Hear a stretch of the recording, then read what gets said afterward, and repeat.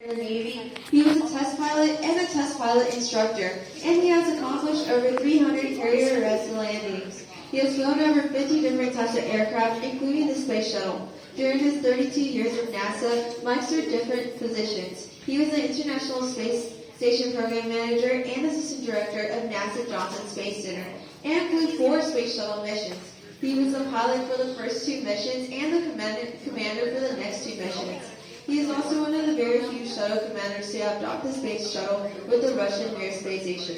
Folks, we only have time for pictures or autographs after the presentation, but you're welcome to take pictures from where you're standing. So without further ado, let's welcome Captain Mike Baker. Good afternoon, everyone. Sorry the crowd got a little backed up. Sorry for the little wait. Let's see, did you guys know it was astronaut days when you decided to come today? Just a coincidence. It's great for me to be here, to be honest. I love talking to you guys, talking about our program. When I first came here this morning, I was looking at the picture of this guy right there. That guy's name is Chris Hadfield. And I have to tell you this little story. The astronaut office has a band, and it's called Max Q. We've had this band in the office since like the early 80s.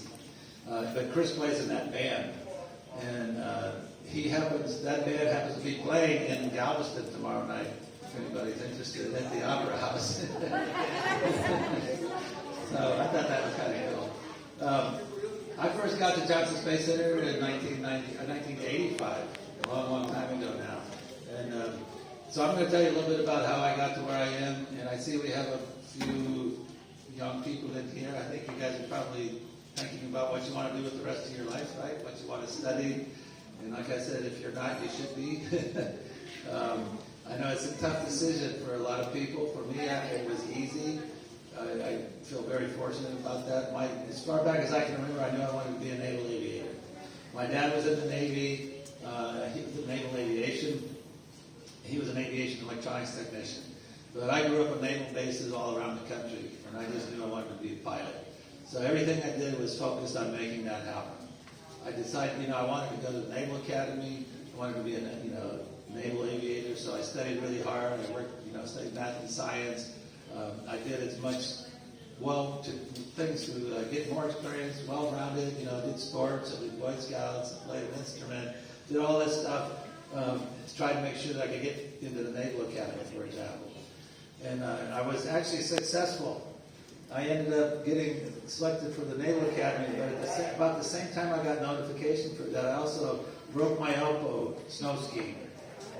And when I did that, I became medically disqualified. The Naval Academy informed me. So I was very disappointed at the time. But I had backup plan. It's important to have backup plans all the time. So I had also applied to Navy ROTC. And I didn't have to tell them about my change in my medical status. So I ended up going to the University of Texas, which ended up being a great experience for me, great school. Got a top engineering school, so I got my degree in aerospace engineering through Navy ROTC. Went into the Navy and got my wings, which was fortunate too, because I was worried about passing the flight physical. You had like perfect eyesight and perfect physical condition, which I guess I was at the time. And so I got my wings. And then I went back to Lemoore Naval Air Station, which is where I grew up, which is where I learned to fly the A-7 aircraft.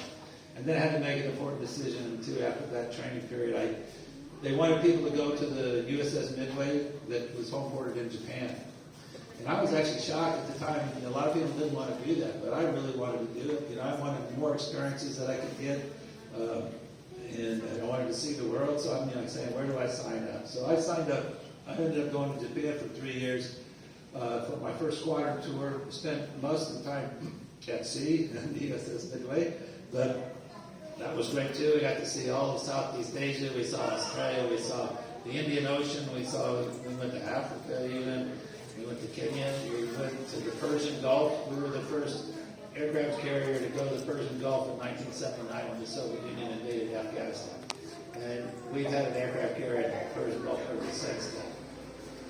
And then when I finished that tour, I decided to go to Navy Test Pilot School. So I applied for the Test Pilot School, got accepted. That was like the hardest thing that I'd ever done. When I got done with that,